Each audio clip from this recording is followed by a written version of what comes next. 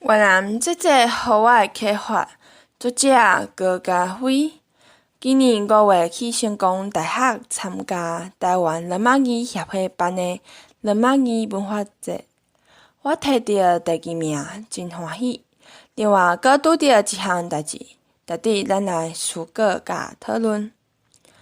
迄天的白话字比赛是闹热滚滚，有袂少囡仔嘛来参加，上细汉的才国小1、2尔，这是真好的代志。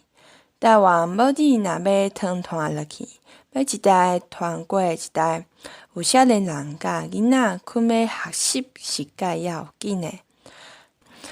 咱的台语是足水的语言，是咱的宝贝。台湾人若无意识到，真正会害着后一代呢。讲到这，我续来要甲恁分享罗马语的重要性。罗马语就是 ABC， 全世界超过一半的人拢在使用。伫咱台湾上重要的罗马语资产，就是使用超过150年的白话字。白话字是保存台湾历史甲文化定得爱有的文字甲文献，同时嘛是学习世界各国语言的基础。台语比赛了后，我饭食了，就随去坐火车要转去高雄。伫火车内，我拢在观察大家。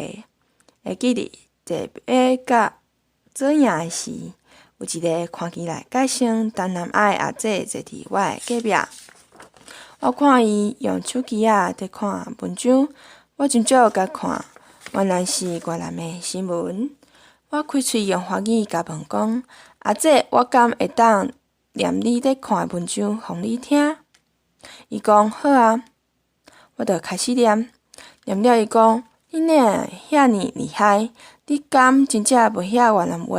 安尼看就有法度正确念出来。”我甲讲。我有学过台语罗马语，虽然毋知啥物意思，总是我一看就会晓点啊，真神奇吼！